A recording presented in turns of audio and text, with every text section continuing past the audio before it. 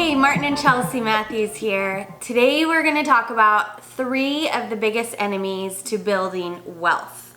And let me tell you, if you're trying to build wealth, if it's one of your goals or you're in the middle of building wealth, which if you're trying to survive on this planet, you should be building wealth. You need some moolah.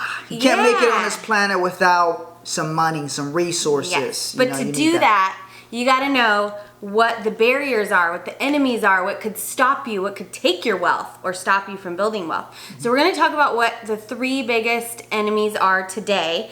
And because our goal is we want to help as many people as possible build an unbreakable financial house so that anything that comes along, you can handle it financially. Yep. And so it's important to know where you need to put your money, what you need to do with your money to be able to really make it unbreakable and build wealth. So, ready to get into it? Let's roll. All right.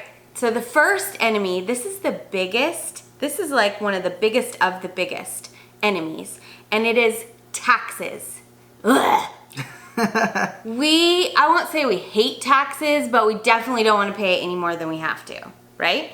Right? Look, there's a judge philosopher called Judge Leonard Hand, and he said, you're not obligated to pay any more taxes than you need to legally. Yes. And you can rearrange your affairs in a way that you pay the least amount of taxes that you're legally allowed to. You are allowed to do that. So you need to understand why this one's actually very important. Absolutely. So there's different kind of taxes, right? There's like sales tax, property tax, income tax.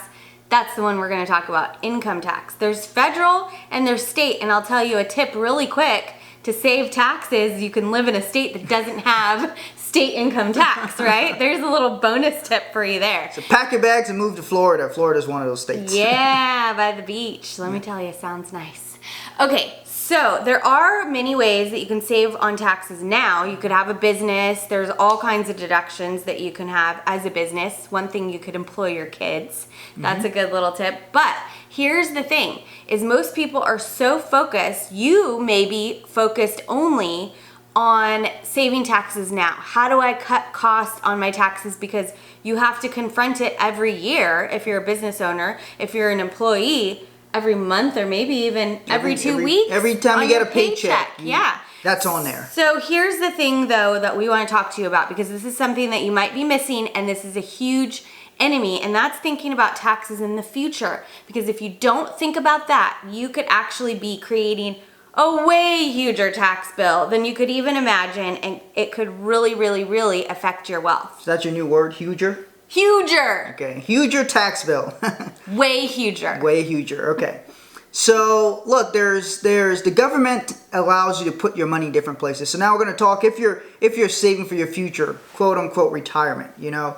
I think most people don't actually retire. They leave their main job and they go and start doing something else and they reach a certain age. You know, they call it an encore career. They do something else in a later stage of life. You know, 65 is still relatively young. So a lot of people start doing other things age 65. But if you're planning for retirement, like how a lot of people do in America, put their money into a retirement account, there's different categories in how you're going to be taxed based on when you take your money out.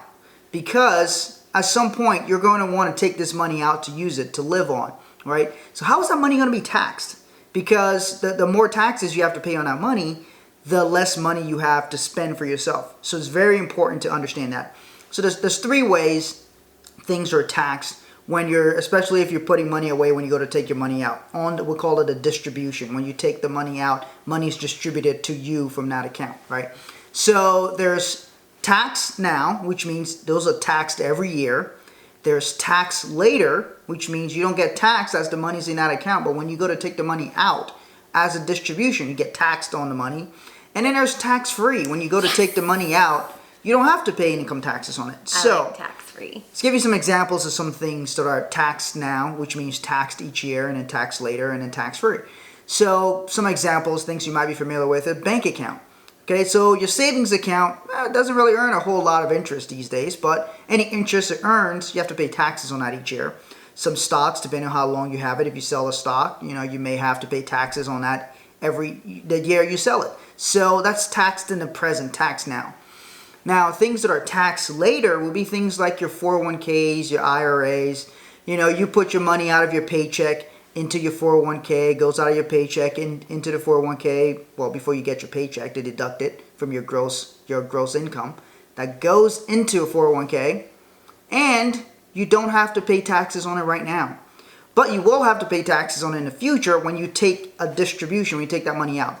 So here's how that works. So let's say every few weeks, every month, you're putting in $1,000 or so into your 401k. Well, you're not paying taxes on that $1,000 a month now. What if that $1,000 a month grows into $5,000 or $10,000 or $20,000 in the future? You're going to have to pay taxes on the entire $20,000 that's grown into, not just the money you put in. So tax deferred is called tax later. You're going to have to pay taxes on it later. Now, there are other things that are tax-free on the distribution. Things like a Roth IRA. You put your money into it, and you allow your money to roll until you're 65 years old, and you take your money out, and then you don't have to pay taxes on it. Actually, if it goes till age 59 and a half, you don't have to pay taxes on your gains. So if you put in, over a period of time, you put in $100,000 in there, the $100,000 grows into $300,000. When you're 59 and a half, you can go and pull out, the money out of a Roth IRA, and you don't have to pay taxes on the entire thing. But you have to reach a certain age in order to do that. There's some other things that you can get tax-free. Things like life insurance. You can have your cash value in a life insurance policy. Those you can access tax-free. You can take withdrawals and loans against it. Loans are not taxed, so there's no income taxes on those. And how that works is you don't have to be a certain age to do it. You can be 35 years old if you have enough cash in a life insurance policy, and you can take a loan against it, and that'll be tax-free to you. So you can take withdrawals from it. So lots of different things to keep in mind when it comes to taxes. But taxes are going to be one of your biggest expenses, guys. It's your largest bill you have to pay is your taxes. So tax now, which means tax every year on your distribution. Tax later on your distribution means you're going to have to pay the tax at some point. You're going to pay it in the future if you're in a 401k or an IRA, or tax-free where no taxes are owed Ding, on ding, there. ding, ding, ding. Tax advantage. That's my favorite. And so that's how those work. So make sure you're using the right vehicles that fits for what your goals are. Yes. So moving on to one of the biggest enemies of your wealth. Well, number 2. Before we move on, there's something I do want to say really quick about taxes. You have to ask yourself. How much you love me? Yes, how much I love you.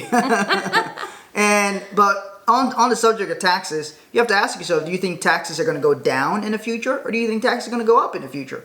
Now, before you answer that question, think about what situation we're in as a country. We have tremendous amount of debt that we're paying on, and that debt is supported by your taxes. So if our debt keeps growing and growing and growing, you have to ask yourself, does that mean the government is going to need more and more and more taxes? If you think that's what's going to happen, which I think that's what's going to happen, we're going to end up with a lot more taxes in the future, then you may want to seriously consider, hey, do I want to pay more taxes in the future on a larger amount of money by deferring my taxes? Now, there's some situations where it makes sense to do that, but we help our clients figure out what's the best thing for them to do from that point of view based on what their goals are. So we're happy to help some of you do the same thing. Feel free to reach out to us if you have any questions on taxation in the future, retirement, things like that. All right, now, are we ready now for enemy number 2? Well, never mind. Okay, enemy number 2, when it comes to building your wealth, is inflation. That simply means the cost of goods and services goes up. So the biggest, the example that comes to my mind is when I used to be able to buy groceries for like $20 for like the week. Okay, it was a while ago. But now it's like $200. So that's something that has gone up. That's like 10 times the increase of cost for groceries. And that's something that you need. You can't go without food. So when you look around and you see the cost of things are going up, going up, going up, you want to make sure that your money and the wealth that you're building is keeping up with inflation. Because if something costs $20 today and it costs $200, and you've only saved $20, I mean, hopefully you're saving more than that, but just as an example, then you're not going to be able to buy the same amount of things. So when we're talking about retirement, when people get to retirement and they need to pull out that money, well, the money that they have, it's not going to buy the same amount of stuff. So it's very important of where you put your money that you're going to be able to grow it big enough, like huger enough. Huger enough, yeah. In the bank, like a lot of people, there's trillions of dollars sitting in the bank, and I can tell you they're not keeping up with inflation. They're not even getting like 1% at the bank. That's not going to cut it. So historically, inflation has been around 3%. Some things have been a lot more than that, okay? So you know, if you go and do any grocery shopping, you know things are going up more than 3%. If you've gone to college or have kids in college, you know that college costs are rapidly increasing, right? Yeah. So one of the things to keep in mind is wherever you have your money, your money should be growing at least 3% or better. Otherwise, you're losing value every year.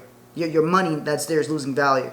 That's why a lot of people are getting upset by having a lot of money sitting in bank accounts right now, because they're like, hey. We talk to people all the time about their finances, and they say, you know what? I've got this money sitting in a bank account, and it's not doing anything. Nothing. It's frustrates. People are frustrated by it, and rightfully so, because if their money's not keeping up with inflation, it is losing value. So you want to make sure that wherever you have your money, it's at least keeping up with inflation, so you're maintaining the purchasing power of your money. Okay, so what is market risk? Well, stocks go up and they go down. And when they go down, you lose money when you're invested in it. And so this is simply looking at where you have your money and what risk is it at. Are you at risk of losing your money? And I'll tell you right now, for me personally, I don't like the stock market. I do not like risking my money. I do not like risking losing my money. And I'll tell you one thing, this is my personal opinion, that if somebody wants to be in the stock market and it's not money that they need to rely on, like not retirement money, then go for it. But if it's any kind of money that you have to rely on, then my own personal opinion is don't do it, because it's too risky. Yeah, so look, most people have become comfortable with putting I wouldn't say comfortable. So look, most people, so Billy, edit that part. Whenever I start a sentence over, that means I'm re-saying something, so that whole part can be chopped out. You ready? Okay.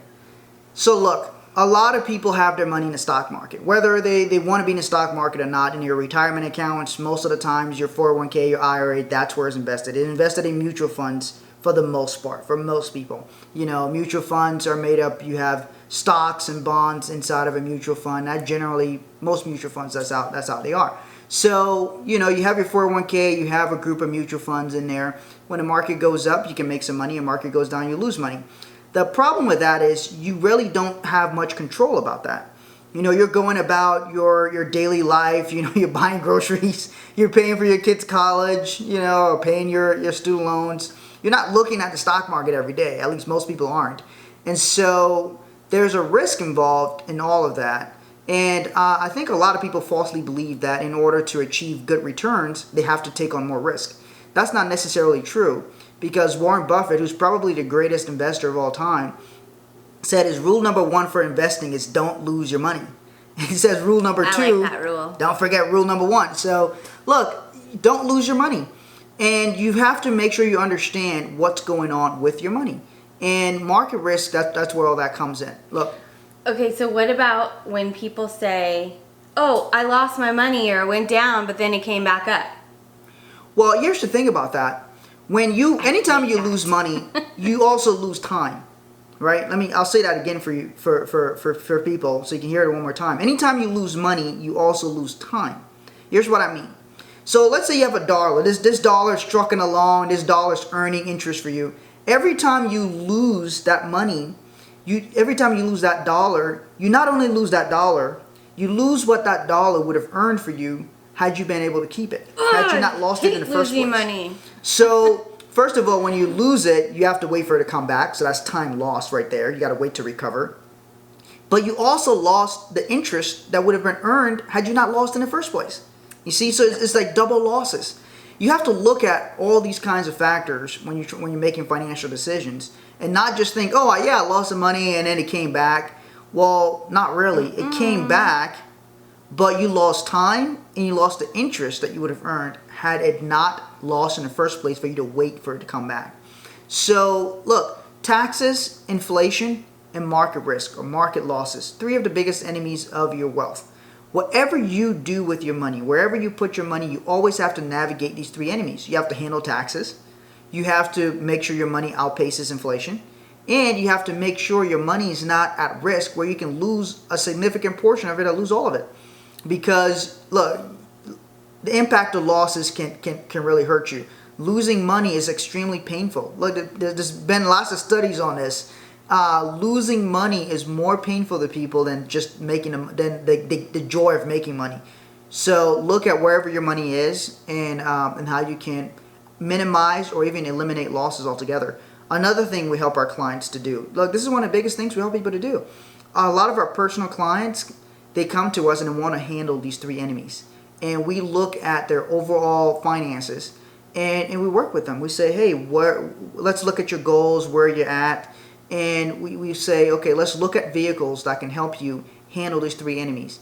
How do we best position you how do we do tax planning? Best position you to handle taxes.